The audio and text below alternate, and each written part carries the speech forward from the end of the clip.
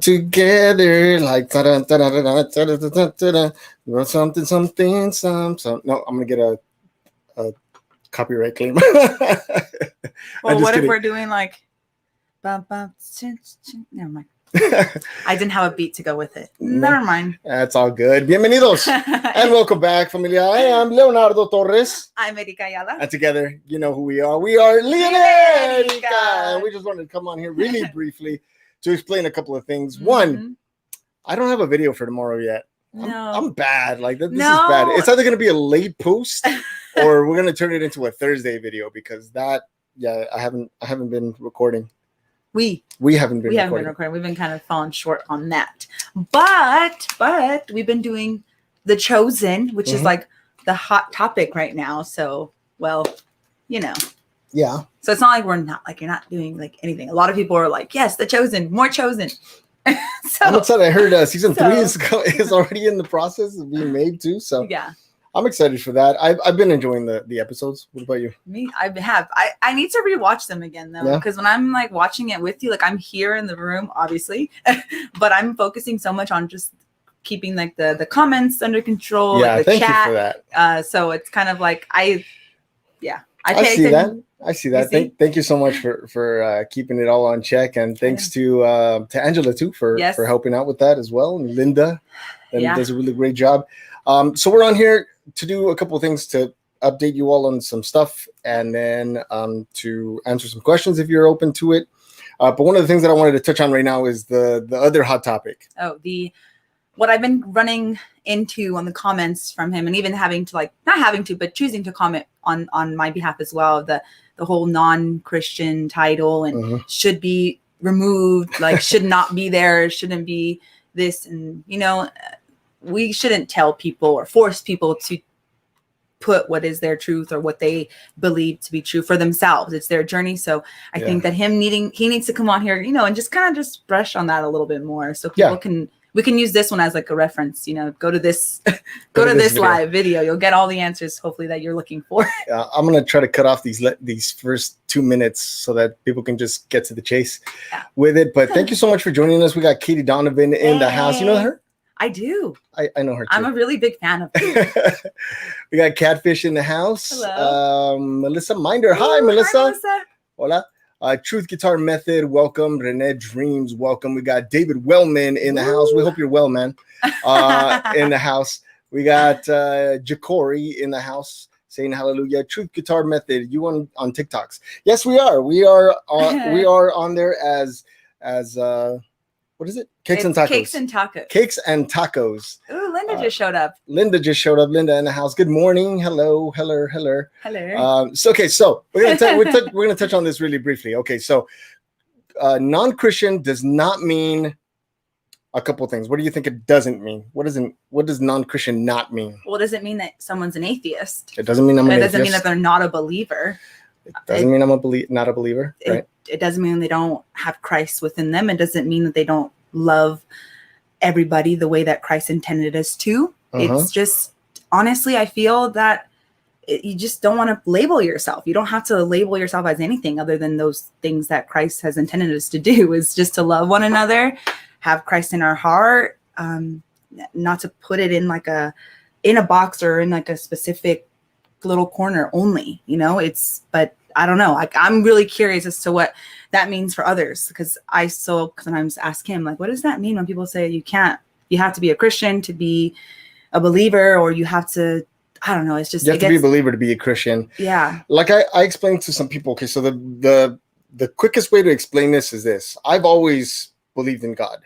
Even when I was an atheist, I was a poor atheist because I was not a very good atheist, because I still believed that there was something that was, providing, that there was still something out there that was protecting, that was looking out for my family and myself. So I've always believed in God, not higher power, not just universe, nothing of that sort that you hear like from New Age beliefs or ideas or concepts. But I've always believed in something, right? Mm-hmm.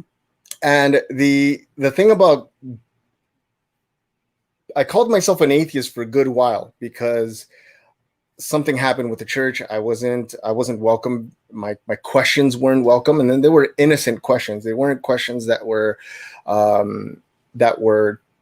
out to make Christianity seem evil or anything like that. It was just very simple questions that the priest of that church did not want to answer. So I became an atheist because of that. But then later on, I had a very powerful encounter with God. I decided that I was done chasing and running away from God, and I was done fighting him and his people. And I surrendered. I said that I didn't want to belong to a church. I didn't want him to send me a book or a person or a church or anything. I just wanted to be just him and me alone, him and I, him and me alone. And in that moment, he wrapped himself around me and he said, you don't belong to a church. You don't belong to any group. You don't belong to anyone. You belong to me. And that was it. And so my relationship has always been the Father and I together. I wasn't sure what part Christ played in that. In fact, I didn't even know whether or not Christ was even going to be a part of that at all, because as far as I knew, it was just the Father and myself. And even, at the time, I was really uncomfortable with the word God, because I was still sort of like phasing out of that atheist life. And I wasn't going to call it something that was familiar to me. I wasn't going to call him Jesus or the Father right away, because I wasn't sure. And I'm a person that I like to be absolutely sure. And so you know me, I question everything, and it's not from a bad place, but I question it on a good place. But anyway, I'm going too far. It's okay. It was just the Father and I. Something really sure. Cool. Sorry, I don't want, just before you go on, I just wanted to point out, because somebody mentioned that this is like what we're doing is a clickbait for us to get like people more views and and I just want to point out that that's not it. I respect everyone in there and what they have to say. I would never shut anyone down. You will still be showered with love here, because that's what we do with La Familia. It doesn't matter.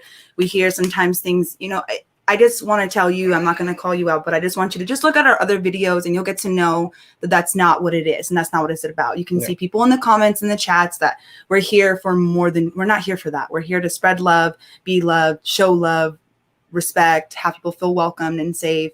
So I just wanted to say that and just get to know us a little bit. I promise it's not what you're assuming of us. Yeah. And there's a bit of a danger in that. If you start looking for something, you're going to see it, even though it's not there. For anyone who's been following the channel from the beginning or from its early stages, what's in our hearts. You know how we are. Some of you even know us off camera, and you know how we are. Yeah. We're human beings too. We get frustrated, sure. And, we have our big moments, our the things that we question, but yeah, we definitely aren't trying to clickbait anyone. If anything, I was afraid that me being honest was actually going to push people away. Well, yeah, scare people or I don't think it was more of more brave, I guess, on your end in a sense, to kind of come out here and really openly share with the world, because you could have gotten a lot more backlash from people, a lot more of the I don't want to say attacks, but the negativity. You've gotten more love than we have the negative, and we always try to just focus on that and the loving support that we get, and we're very open-minded and respected of everyone's views and beliefs, and that's all we ask is for in return. And it's interesting, Familia, to see how, regardless of what one does, there's still going to be someone who doesn't really fully trust that you're doing what you're doing. Because even when I dropped the non-Christian title, there were some group of people who thought that I was doing it for clickbait, that I became a Christian so that I could still have Christian followers. And I'm like, wait, what? But to continue the story. But thank you so much for touching on that. But to continue the story, non-religious, that kind of touches it too. You know what? Honestly, I just answered someone's comment. I don't really like labels. I don't like labels at all. In fact, internally, I don't have any labels whatsoever, including nationality, including cultural labels, personal labels. That I'm a guitarist, or anything like that. Really, I try not to be attached to any label whatsoever, but people love labels. If I drop the non-Christian, it's like, is he Christian now? And if I say, yes, I am, because I could say that, if you listen to what I say, if you listen to the things that we comment on the channel, you would think, oh, cool, he's Christian now. But then all the questions. Okay, so to continue the story here, it was just God and me. It was just the Father and I call him the Great Spirit because, well, for one, he's a spirit, and two, he's great. So why wouldn't I call him the Great Spirit, right? Call him that? And I know that upsets some people too. They're like, God is not the Great Spirit. He is God, and he is Elohim, or he's Yahweh, or he's this and that and the other. And like, you have a bunch of names for him. That's my name for him.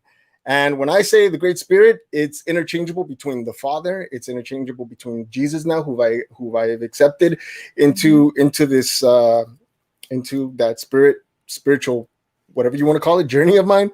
And it also can be the Holy Spirit. But in the process of it just being the Father and I, you all started sharing your stories. I heard the music. I heard the lyrics. There was a lot of things in the music and in the passages and in your stories that resonated with what I knew to be truth. That for me comes straight from the Father himself. Now, when I looked at what part Christ played in that, I'm like, oh, it's like he's my brother. And the Father sent someone down to be a perfect example, a living example of how I should live my life. And it's not what John says. It's not what Matthew says. It's not what Mark says. It's not what all the others say. It's about what Jesus has said, right? And unfortunately, Jesus didn't leave any writings himself. So the closest thing that I have to understanding what he was like is through the writings of Matthew, John, and all the other one and all the others, right? That's the closest I have. But as far as me studying, being a student of Christ, yes, I'm a student of Christ. As far as me being a follower of Christ, yes, I'm a follower of Christ. There's nothing in his actions that so far makes me not want to follow. Let me just be clear on that. There's nothing that Jesus himself has done that it makes me not want to follow. Now, let's take that aside for just a tiny little bit. Set that aside for a little bit, and let's look at what human beings have made a thing called Christianity, which is supposed to be people following what Christ has done. Now, do I imagine Christ standing in a corner with a sign that says God hates homosexuals? No, I don't see Christ doing that. So I'm not going to follow what a church does. I'm not going to follow what a pastor does, because if I did, you could think of 2 or 3 different pastors that have gotten themselves into trouble for doing things that they shouldn't have been doing as a pastor, not even as a follower or a churchgoer, a regular churchgoer. Things like having affairs, things like spending money on not so kindly or not so nicely, spending it on them, not helping people, not helping other countries or cities or villages or whatnot. So then when it comes to that definition of what it means to be Christian, I don't want to call myself a Christian based on that, because let's think about this. Let's go outside of that box even more. Let's go outside of the box even more. How is the world looking at Christianity? I read this passage the other day that said that because it says, do you teach people, for example, I'm paraphrasing now, but do you teach people not to lie, but are a liar yourself? Do you teach people that it's wrong to be an adulterer, but yet you are being an adulterer? If you're teaching those things and being those things, you are the reason why the world blasphemes the name of God. Back that up a little bit. Yeah, I gotta hear it again. Yeah, back that up a little bit. I'm all. If you are claiming to be a follower of Christ, but are doing things that are un-Christ-like, you are the reason why the world talks bad about God. You're the reason why the world blasphemes God. So if anybody's really angry towards God, is because they're looking at you and they're not seeing a perfect example of what Christ has taught. Now, some of you will say, well, I'm not perfect. No one's perfect. We're fallen. I get all that. I really get all of that. The thing is, if we back up a little bit, you calling yourself a Christian is a big deal. It's a big deal. Yeah. You can't take that lightly. So the other day I said, you kind of have to earn it. And some of you are like, no, you don't earn it. You just, and I get it. But look, let's just say it this way. My grandfather were Torres, right? We're Torres. And if you go to my hometown and you say the last name Torres, they're like, the musicians. right? My grandfather was a musician. My uncles, who are Torres as well, are all musicians. So we have a name, and we've made a name for ourselves in that hometown, right? So anyone who thinks Torres thinks of how pleasant my grandfather was, how loving my grandfather was, how respectful my grandfather was, how respected he was in that hometown, right? And what a kind person he was, and how much joy he brought to people's family, and things like that, right? Mm. To call yourself a Torres in our hometown has that implication. It implies that, right? But if there's a Torres in there that is a drug addict, that is violent towards women, that is stealing, or he's doing things he shouldn't be doing, he's tainting the name of my grandfather's name, right? Yeah. He's tainting it. So in order for you to call yourself a Christian, you have to be very careful not to taint the name of Christ. You have to. So I'm not going to call myself a Christian, and I'd like to believe that I'm a good person. Some of you might not agree. Not because of what I do, but because you say that none is good other than Christ or the Father. And I agree with you, but I believe that I'm a good person. And even still, I'm not wanting to call myself a Christian because I don't know what that means yet. I do not know what that means. Which is really respectful, I feel like, because I feel like you're taking the time to really dig deep into what the meaning of it means. You're taking the time to really learn and get all this knowledge and study and ask all these questions instead of just going and saying, yeah, okay, yeah, I'm a Christian, and then not really know why you're calling yourself a Christian. Right. You're getting all the stories from people. You're getting all the insights, and like I said, just doing the number one thing that a lot of people are afraid to do, and that is to ask a lot of questions. And you ask great questions, by the way. You sometimes have me like, what? I have to have you repeat it a few times, but like that's really big, to ask questions. And we should. I think, oh, sorry. Yeah. No, but that's it. I just feel like if you don't know much about it, I don't feel like you should really, you should dig deeper into it. And I'm not here to tell you all that all should do that. No. That's just what's right for me, right? And if you want to follow along with that, not follow me, follow along with that and see what it tastes like. See what it tastes like. It's totally up to you. Totally up to you. I'm not telling people to turn away from Christ, but feel me on this. There are people in the world that do not believe in God at all. Yeah. Or that believe in God, but they don't know what it means to be a Christian, right? Or to follow Christ, right? In your heart, you know that Christ has done something in your life, that he's touched you, he's healed you, he's saved you from something, he's taken you out of a bad situation, he's blessed you with a home, with a good job, a great family, he's moved you in some way. And naturally, you want others to feel the same, to have the same form of blessing, to be healed in the same way. You want all that. But unfortunately, there are people who are not going to take a step closer to Christ because of what they know about Christians, right? Yeah. And we want them to see a Christian, or we want them to see a person behaving in such a way, in such a kind way, in such a loving way, that they go, wait a minute, you're a Christian? And you say, yeah. Huh. Okay. Maybe there is something to living that lifestyle, if they want to call it a lifestyle. Yeah. Maybe there is something to accepting Christ into your life, and maybe he does do some changes. Maybe he does affect you or change your life in some way, and maybe it's worth exploring, right? And as soon as they do that, please do not bombard them with rules and like, okay, great. I think that's what the part that has people like shy away, or like then they take a step back and they're like, whoa, I don't know if this is the direction I want to go in. I mean, I've been there and I'm kind of there at the moment, so when he met me, I was like an amateur Christian. I think I'm still considered an amateur Christian. We're all amateurs. So, but yeah, I think I've had to take a few yards, maybe even backwards, because some people, with their rules and the checklist, and there's nothing wrong with those. However, it doesn't make me feel really like, okay, I want to just jump right and dive into that. For me, it actually kind of makes me feel a little bit uncomfortable, if I could just be honest about that. It makes me feel really uncomfortable, and I sometimes don't even like to have those discussions because I'm like, well, I haven't been baptized. I drink wine sometimes. And I'm like, it's just, so I always like have to question myself too with that. I think it's perfectly natural, and it's okay to have questions, to question it. Yeah. As long as it's done in a healthy way. I mean, well, actually, no. Questioning anything is perfectly fine. Yeah. The truth doesn't fear. There's no dumb question. No, and the truth doesn't fear questioning.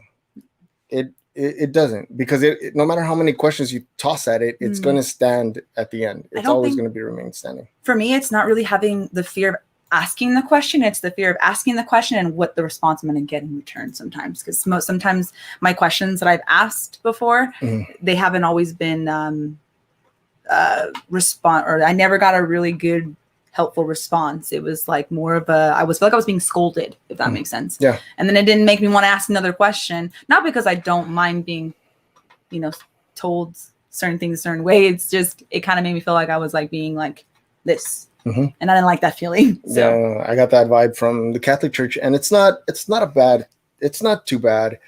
They mean well. Everyone, I believe, to some degree, means well, no matter how bad you may think that the person is. But they all mean well.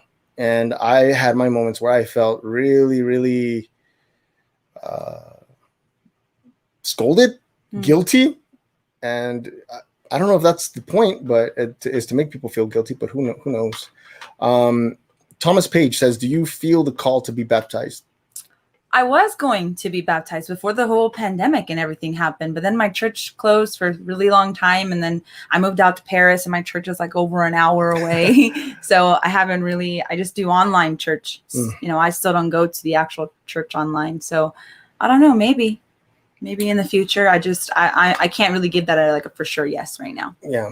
Me neither. Do I feel the call to be baptized? I honestly, I don't. And it's not that I don't want to or that I'm resisting it. I don't feel the call to be baptized. Pastor Chad pointed out that in my coming back from atheist to believing in God again, I had that moment or that experience in the shower, and he was saying, well, there was water. So I guess in a way you were baptized. You did feel, the warmth of the Spirit, and it moved you. And then it changed your focus to behaving differently. It changed the focus, the attention to looking at the Bible differently, and all that. So yeah, I hope that answers your question. Not sure. Let's see. There was another question also, but they did. If you can put Thomas did it. Just put the question marks before. 4 question marks before, 4 question marks afterwards. There was a question of somebody asking, "Are you more judged by Christians or non-Christians or something along the lines?" But I forgot who the name was. Oh, sorry. I don't know. Sorry, I forgot. It was like more up top, but yeah. If you see another one, then just post Let's it see real quick, and then we'll go back to it.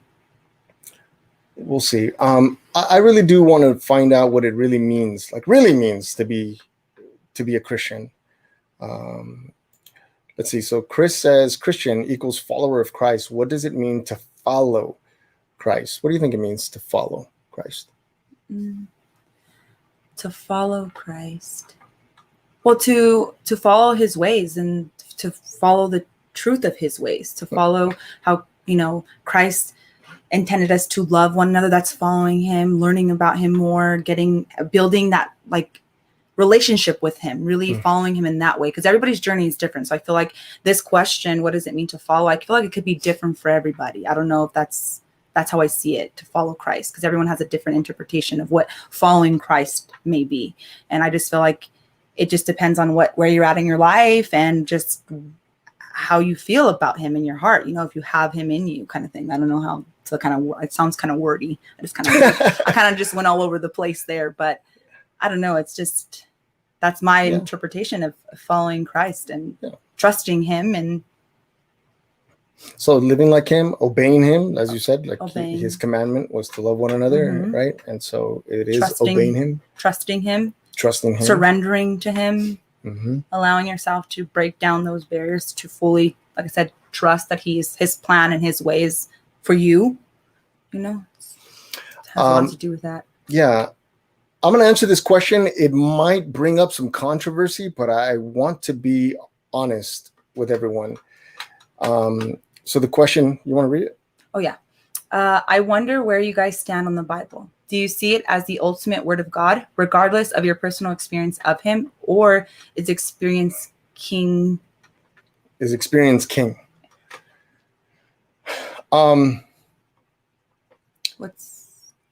Okay, so I'm going to, I guess, describe experience to certain, what my experience has been. I was a believer, then I'm an atheist, and then I would pick the Bible apart just to find inconsistencies, to fight with other people, with Christians. And then when I got out of atheism and became whatever it is that I was, or free, I guess, when I was free from atheism, when I was a recovering atheist, in that moment, I specifically prayed to God directly, not Jesus, because Jesus wasn't in my life at that time. It was the Father. And I don't remember the exact words that I used, but to sort of paraphrase was more along the lines of this: like, I'm tired. I'm really tired of fighting you. I'm tired of chasing you. I'm tired of fighting your people. I'm really, really tired. I know that you're there. This is an atheist saying, I know that you are there. I know that you're there. And I'm tired of trying to prove that you're not, because I know that you are. But can you please, like, just show, like, no, it wasn't even like I was asking, like, show yourself to me. It was like if you're there and you want to show yourself to me, I'm ready. I'm fully ready. I surrender. I'm ready to engage with you, right? And I had my restrictions, right? It's not that I was being demanding in that way, but I wanted to be absolutely clear. I don't want a church. I don't want a book. Don't tell me go to the book. I want a definite you. I want you specifically. I don't want you to point me to someone who's going to tell me about you. I don't want you to send me to a church that's going to teach me about you. I don't want you to point to a book that's going to teach me about you. The Bible, the Bhagavad Gita, the Quran, the Mahabharata, the Tao Te Ching, whatever book. I don't want any of those books. I just want you specifically, you directly. And in that moment, I started to feel one feeling in the pit of my stomach, and it embraced me. Now, I want to remind you all, like, I didn't grow up with a father. I don't know what a fatherly embrace was. I've never been hugged by a father and been told that I am loved and protected by a father. But this warm feeling that wrapped itself around me was very much like a fatherly hug. I felt something that I hadn't felt probably ever. And I felt protected and safe and warm. And it wasn't a voice. I'm not saying that I heard the voice of God, because it wasn't really a voice, because I'm very particular about this specific thing. And I'm cautious when somebody says, oh, it's God that was telling me this, because I know from experience that your mind can trick you into things. It can echo something. It could say something you want to hear, so that it could say that it discovered God. But this thing was a feeling in the pit of my stomach, and it wasn't a feeling like you hear the people like, I feel God. Like, no, it wasn't that.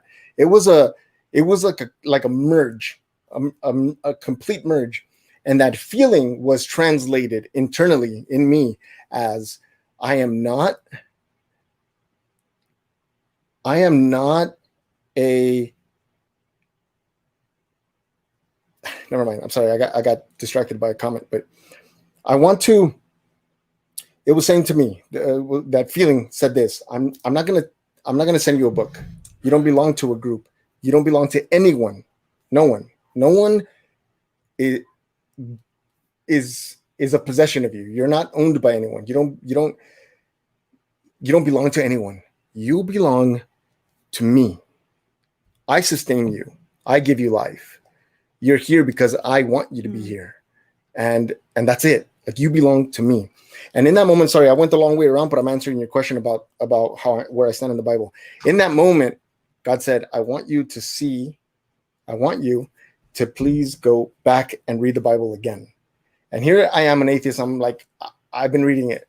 I've been looking through it. And he said, no, you haven't. You've been looking with these eyes. I want you to look at it again. And when you have a question, I will read it with you. I will guide you through it. And I will show you what is my word and what is man's. Now, I want you to take that lightly. I'm not here to give you truth. I'm not here to give you a teaching or to say you guys got it all wrong or anything like that. Okay. All I'm saying is that God told me in that feeling that we were going to read it together, and he was going to show me what is his word, what his message is, and what was man's word. Okay. Now, I'm going to get myself into trouble here because some people are going to say this is heresy or this is false or that I'm a false teacher. I'm not a false teacher because I'm not teaching you anything. Okay. I'm not a false prophet because I'm not prophesying anything. I'm not a false anything because I'm not trying to teach you anything. All I'm saying is that it was going to teach me what was his word, his message versus man's message. So here's where I stand. I'm not 100% sure where I stand with the Bible. All I know is the main truth, the truth that I'm still trying to explore. So it's not like I've made up my mind about it. The truth is, it was man who took pen to paper, wrote some words down, as we've seen, in The Chosen. They wrote the words down and they handed them down. It used to be an oral tradition. They would do it orally. So they would say the stories orally, but then somebody had the idea to write it down.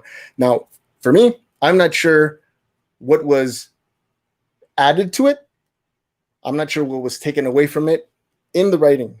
I'm not sure if they wrote exactly what Christ said, word for word, or I'm not sure if they just reinterpreted it. If they said, okay, Christ said, something about a fig tree, and I think he meant that, so I'm going to write this, which is not exactly what he said. Now, I'm not sure if anything was lost in translation when the people who found the books were translating it into a different language, right? I'm not sure if the words translate directly, because there are words in Spanish that I know today, Spanish words, that are difficult to translate into English. So let alone an old language where one word is not a word, it's more like an idea, and in India, they have the same thing. The one word isn't, you can't just say love is amor. Love, when it's used love, it means this whole thing. It's like a whole paragraph or sentence to describe that one tiny word. So it's all that, right? And then plus you have pastors who read it and then interpret it and teach it to you. And we don't know if they're interpreting it correctly or the right way, right? Unfortunately, Jesus didn't leave any writings, but imagine how beautiful it would have been for him to write his own thoughts down on paper and leave it to us. You just poured out a lot of things right now, but whew. I'm gonna get some backlash, and I welcome it, because honestly, that's where I stand. But that's where you grow as well. That's where your questions and all of the healthy, conversation. Sorry, I had to just put that there a little bit just to remind. Yeah. But that's where like the deep understanding and the questions and the learning and the growth comes from when you do things that you do and you come out of your shell more and you openly talk about these things. Yeah, you'll get some backlash, but we all get backlash for many things, not just this. And go ahead. Yeah, I just wanted to point out that for me, it's important that I have a relationship with God, not a relationship with John or with Matthew or with Mark through their writings, through their words, because what potentially happens is that people have an image of God and then they worship that. And I'm not interested in painting a picture of God and then worshiping that. I want to read, understand, internalize, meditate, and let God sift the words, and for the message, the raw message, to come out at the end and eat that. Like get rid of all the processed stuff, and eat that. And eat that.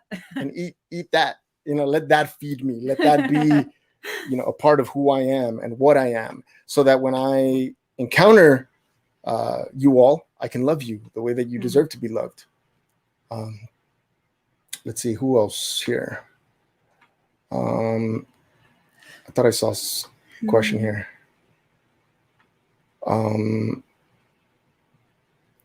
So all I know is, like, I've never been a person who wants to just be told what to believe. I'm not saying that you all are, okay? I don't mean that offensively. I just know that if I'm going to apply a way of thinking or a belief, I want to know exactly what it is. I don't want to just go, oh, I'm supposed to believe that the Bible is the ultimate word of God, that he wrote it, And people don't know. He didn't write it. He inspired it. Well, to me, there's a difference between inspiring the word and the word itself, right? Because like I can be inspired by God to write a song. That doesn't mean that it's God's song, that he wrote it. Yeah. So I'm just cautious in that way. And I don't mean to be offensive. I hope that didn't come across as offensive. I don't think it came off as offensive. It's honest, and if it's a better way for you to understand something, then that's we want you to understand. We would right. So not just go along. So like imagine that you're like a 5-year-old kid and you know, somebody shows up to your house and says, hey, your mom left, your dad left you. You're coming with me. Your mom, you know, told me to write this note, and this note is written in that person's hand and says, you know, your mom told me to bring you with me.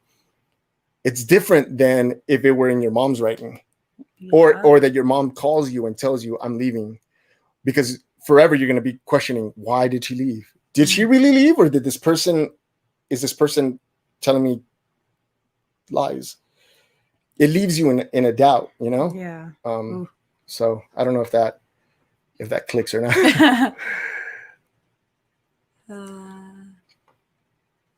Let's see. I don't like talking about end of days. It's not that I'm scared or anything. It's just that nobody knows the time or the day. They say that there'll be signs, but believe me, greed has existed for thousands of years. Godlessness, heartlessness, hatefulness, cruelty, all of that has existed for hundreds or thousands of years, depending on what you believe. But yeah. Let's see. Any other questions? Let's see. Love your heart and reactions to the chosen. Go ahead. It's a beautiful thing to see. I have had an experience of being born again. Do you feel you have had that yet? Is Jesus the Son of God to you? Yes. Amen. Yes. Yes. Yeah, Jesus is the Son of God. Yes. Have I had the feeling of being born again? Yes, I have. I have. I wanted to go deeper into that, but I don't think it's necessary. But yes. Does that make me a Christian? I think some will say yes, but then you'll have other questions like, okay, well then have you said this? Have you done ABC? Have you checked off these boxes? And then that's where I go, I'm not a Christian. I can't. Well, by that definition, I'm not. Yeah. Good. Yeah. Fairly well. Yeah. Thank you. Thank you for asking. Hacker don't care. Please don't hack us. Doing well. I can't really complain. We're blessed. We get stressed, but we're more blessed than stressed. We're more blessed. we're very more blessed than stressed. That's true. Yeah. Us humans, we complain about everything. Humans. We complain about everything. Like your YouTube page. Thank you. Oh, thank you, Appreciate Joshua. that. Melafine. Yes. Yes. No. Oh, no. It makes you a believer. Okay. Thank you, Light of Hope. All right. Thank you. Yes, you're a follower of Christ, brother. Thank you. Oh. What happened? It's Melissa, Hacker Don't Care. I remember Melissa Home. Oh, Melissa Home. Hi. All right, I think cool. it's Home. Oops, I'm sorry. Home. I'm so sorry. Everyone can say, go Everyone can say they're a Christian, but a believer is someone who believes Jesus Christ is the Messiah and the Son of God. A believer is a disciple of Christ, a follower of Christ. Yes, agreed. Thank you for that. Yeah. Now, what would it take for you to move? Okay, well, question. Question. Maybe answer. Another question arose when I tried to ask this question. What's on the other side of belief? Is it like, are you asking like the opposite? On the other side of it. So like you said, you've come to believe. What's on the other side of belief? What happens after? Or is belief the end of it? Like you come, you believe, and then like, that's it. You don't move beyond it. You don't grow. Or is there something to grow? I'm going to take a guess real quick. And if I'm wrong, I'm so sorry. I don't know if it's a wrong or right answer or question. But truth, you believe and you see like the result of truth. You see it because it's one of the things, to believe it to see it kind of thing, I guess. I don't know if that's what the answer you were looking for, or if there's a more depth answer, or you're not looking for something specific. I'm not looking for anything specific, but everybody has their own, it depends on what you see. So some people see hopelessness. Oh no, I hope not. Action, faith, action. A lot of people said action, certainty, faith is active. Well, I guess certainty, truth. Yeah. Those are all good answers. Me, I want to grow out of that belief and to know, right? So if I were to say to you, on the other side of this hill, there's an apple tree, and that apple tree has the most delicious apples you've ever tasted. You've never tasted anything like it. You've never gone on the other side of that. So you have no choice but to believe me. And when you believe, you can go and tell everybody else, hey, there's an apple tree on the other side of that hill. It's the most delicious apples. But you've not gone yet. So I'm saying something that I don't know for sure. You don't know for sure. You believe, and you might have these things inside of you, these ideas or these stories that you tell yourself that because you trust me, right? Yeah. But you don't know. It could be the worst apples, huh? It could be the worst apples, or there could be nothing. Or maybe it's oranges, right? It's not even an apple. You don't know, right? But until you go into the other side, your belief becomes what? When you go to the other side and you try the apple, what happens to your belief? Does it go away? It should. Well, yeah, because now you know. Now you know. Now you know. You move past that fickleness of belief, because belief can be blown away. Somebody could say, no, I've been on the other side. There's nothing there. Or somebody else could say, no, I've been on the other side and those apples are terrible. So then you could be like torn between somebody both telling you that they're amazing, and then doubt can still play. Can't see my hand. Yeah. I'm all over here. Okay. I see. Doubt can still. There's still wiggle room for doubt, but when you go over there and you come back and you say to someone, "There's some delicious apples on the other side of that hill," and they go, "No, they're terrible," you're like, "No," because that nothing can knock that belief down. It becomes your truth. Got it becomes. I love it when you do these like analogies. First-hand knowledge, because it gives me I'm more of like a visual, like imagery, So when you explain it that way, it really makes me have a better understanding of what it is that you're trying to explain or illustrate, or just, teach me, or just not really, teach me. I don't know about you, but I don't want to be stuck in just simply believing in something, because then when I'm questioned, I will come to, I don't know. Right? I don't know. I don't know the answer to that question. But it's okay if you don't know the answer to a question, but then you come to a point where you're like, you don't know. But when you've had that firsthand experience, when you do actually have a relationship with God, be it Christ or the Father or the Holy Spirit, when you have that relationship, you know what you know. There's nothing that anybody can say or do or show you that's going to take you away, because you've seen it. You've seen it for yourself. You've tasted it for yourself. Yes or yes? C. Say. Kat, you have an off-topic question. Shoot it. The question. Dale gas. Taste and see. Oh, okay. See, there's a scripture for it. Taste and see, said the Lord. Oh, see that the Lord is good. Go ahead. Taste and see that the Lord is good. Blessed is the one who takes refuge in him. New Living Translation. Taste and see that the Lord is good. Oh, the joys of those who take refuge in him. Sorry, I'm like squinting. I need my glasses. So the question is, how do we go from belief to trust? How do we get there? By action? By taking action, or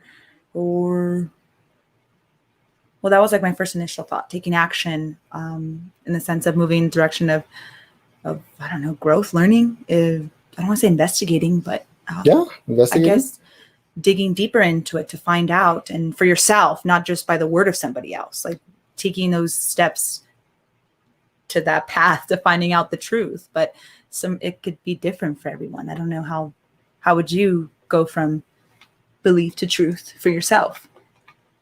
Belief to truth or knowing. Belief to knowing. It's here, like experience. Seeking to have an experience, seeking to have a personal experience, meaning that I've seen for myself, not that I was told by someone to believe this thing, but to explore it myself. Yeah, you got it. You pretty much got it. It's to take a time in the silence of the night, like I often do, closing my eyes and meditating. And meditation doesn't mean focus. It means to let go of all the ideas that I have and to touch it, to be raw with it.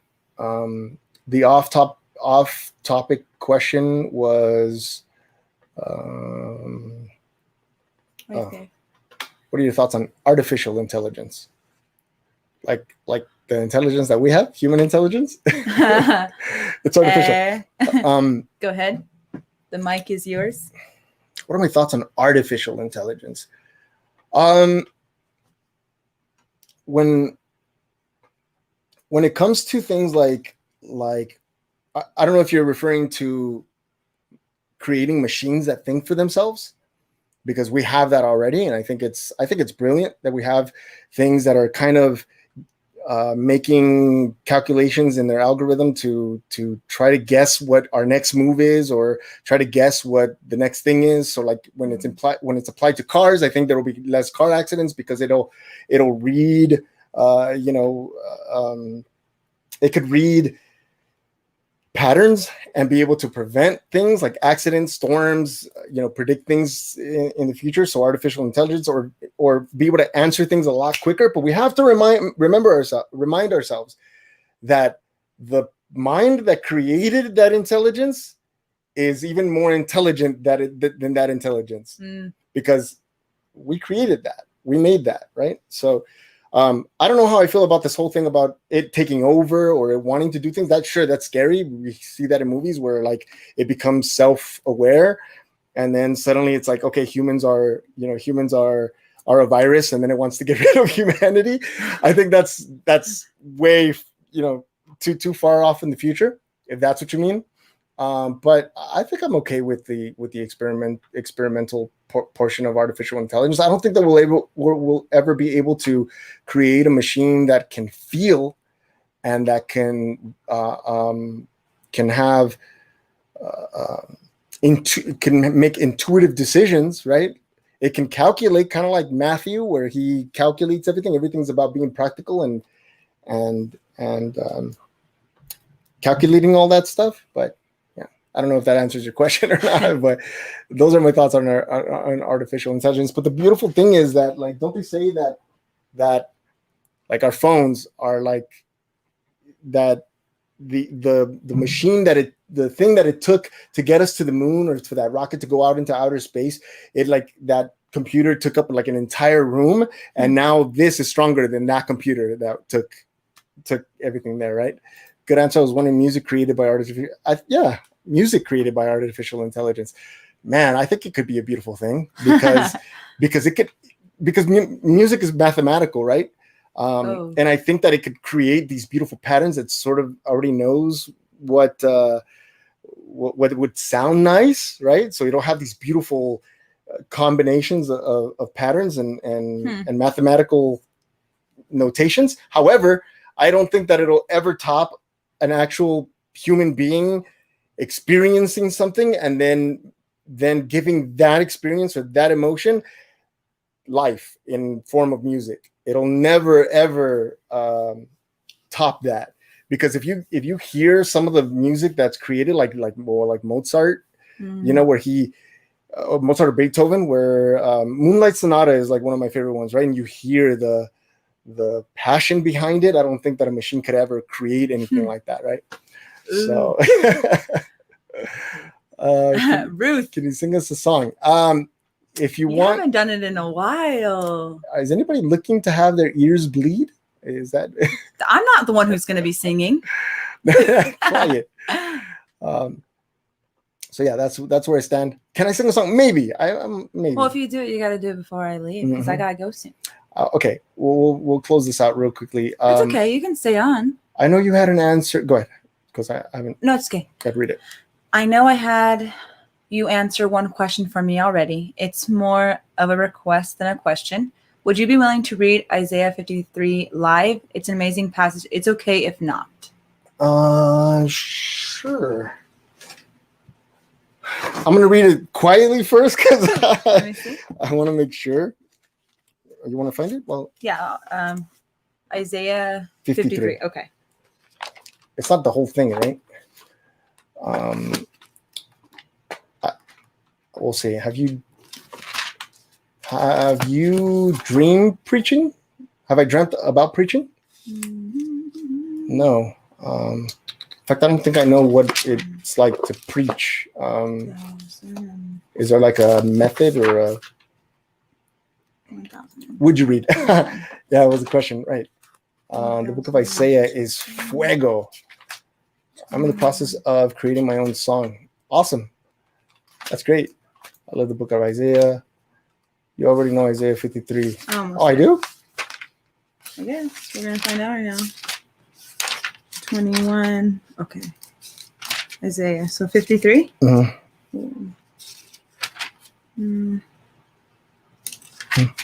There you go.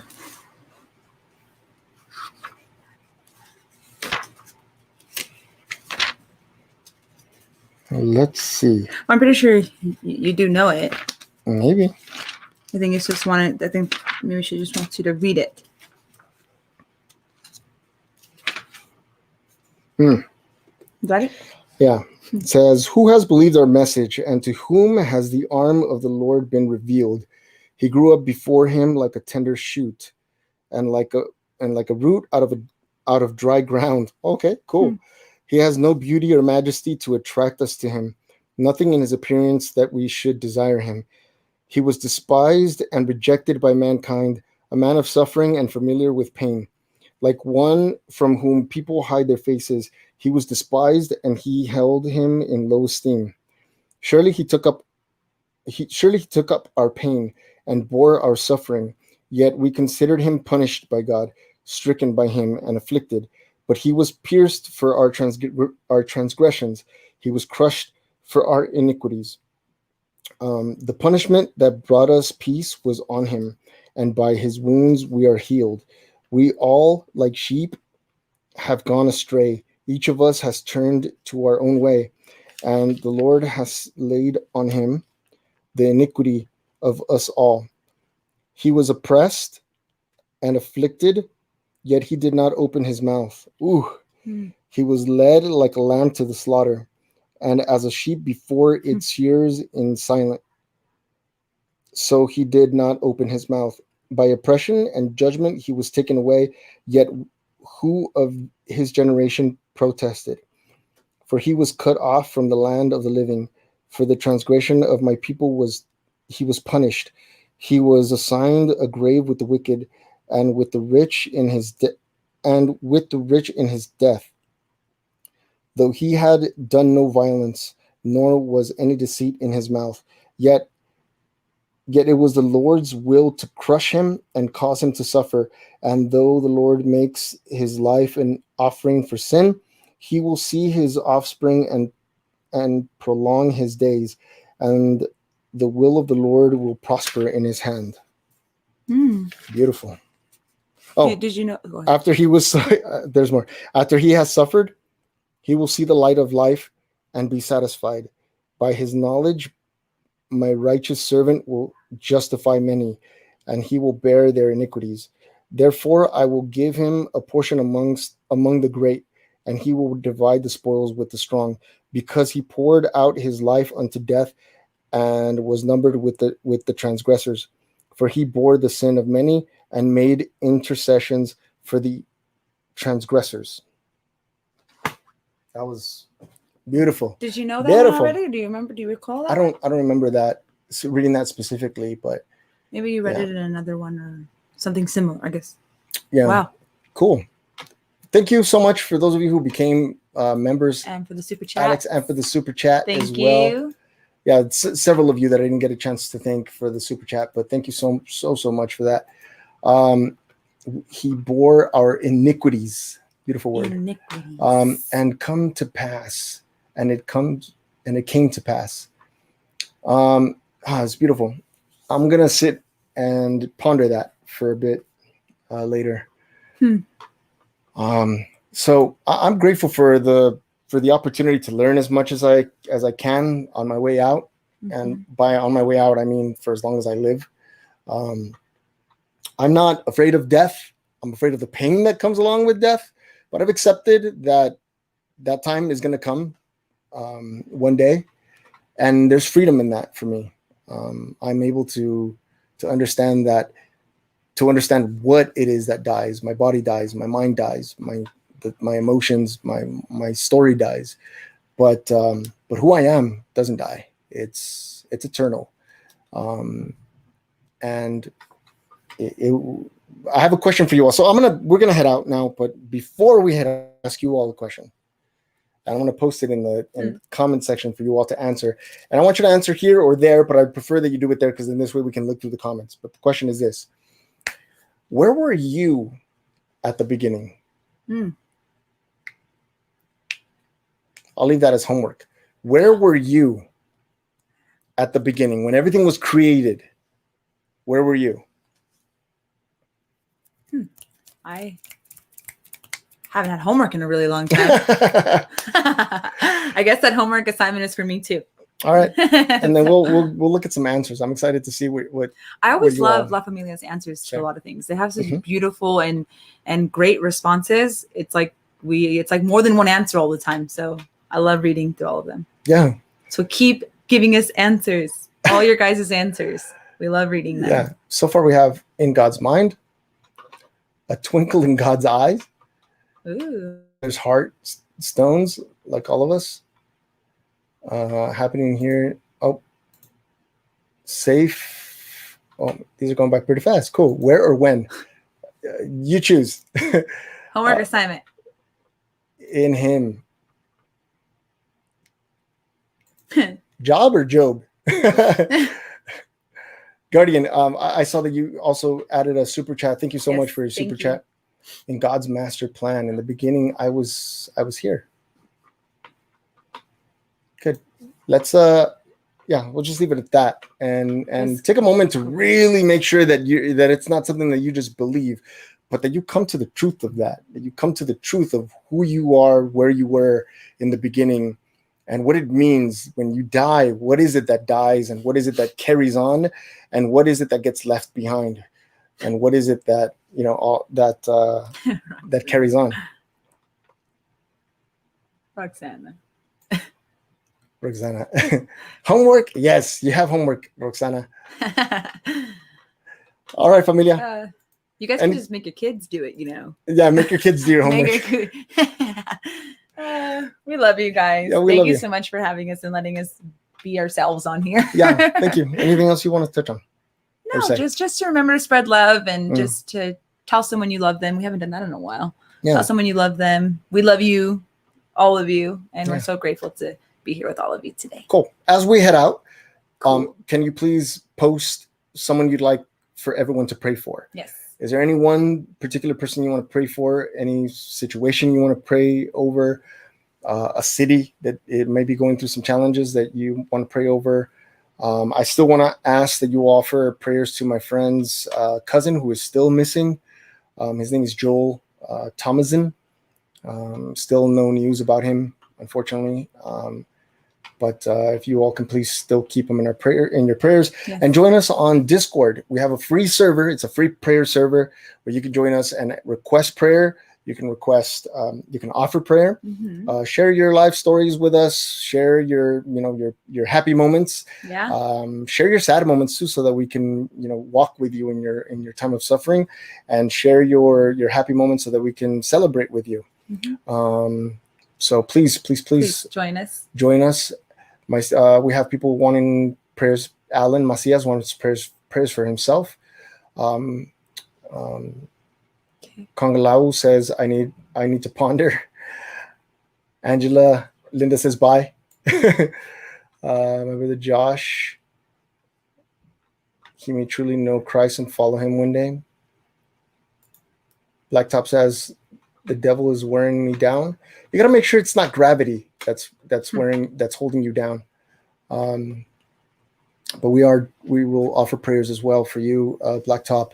My grandmother with COVID. I'm so sorry. Praying for your grandmother. We're praying for your grandmother's health and recovery.